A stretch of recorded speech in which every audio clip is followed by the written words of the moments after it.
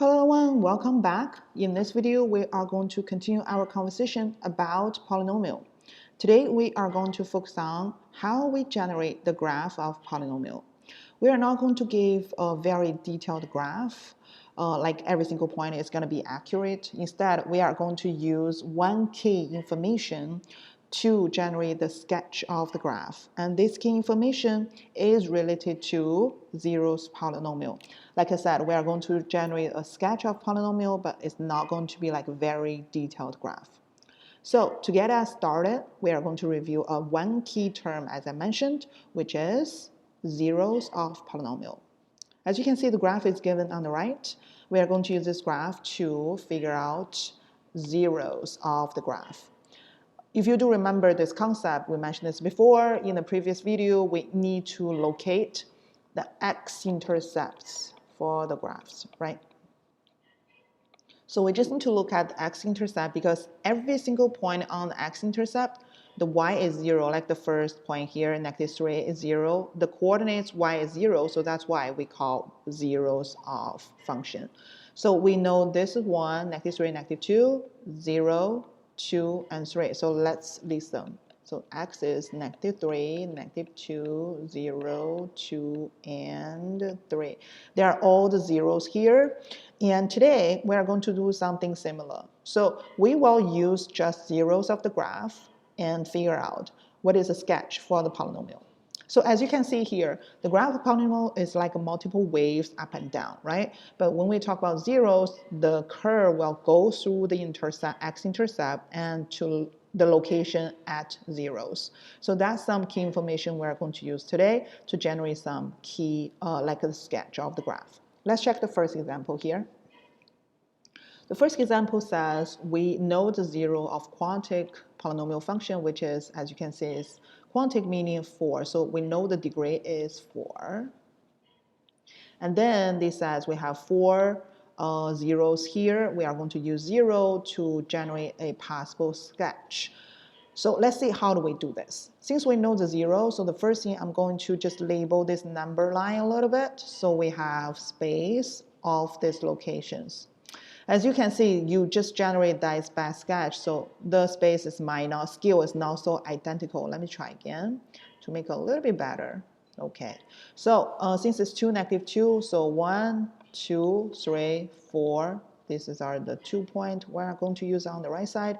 And then this is -1, -2, -3, -4. So this is the 2 location we're going to use. Like I mentioned in the previous example, the polynomial goes through the zeros and like go up and down to go through these zeros, right? So we are going to use this feature to generate the sketch. Since it's -4, -2, 2, 4, so I'm going to try to create a curve to go through these points. It might not be ideal or like a perfect curve, but just bear with me to see how they look like. So first part is go through -4, and then, as you can see here, it's not so ideal. The slowly I draw is even worse. But anyway, let's just go through this flow. Okay, so then go through -2, and then I just go up again because it's gonna go to 4. But anyway, bear with me, sorry for that. And then we go 4.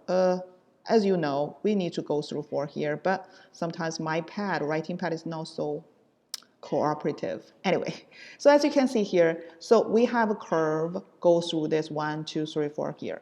Some students wonder, hey, why do you have to go up? What if I want to go down like that? Which actually perfectly right. So that's why I created 2 coordinate plane to show you possible sketch here. So this is -1, let's say this is -2, then -3, -4, on the other side, 1, then 2, 3, then 4. Again, we're still going to focus on these 4 locations, and then we're going to create a curve. Instead, this time I'm not going up, this time I'm going down. So from the start point, then going down 4. But remember, we still focus on these 4 points here. So we go up and then down to the 2, then go up, down, up 4. Oh, this one is even better. So as you can see, I have created a curve. Again, sorry for the not ideal sketch, but we use this sketch to tell you how we use zeros to generate this possible graph.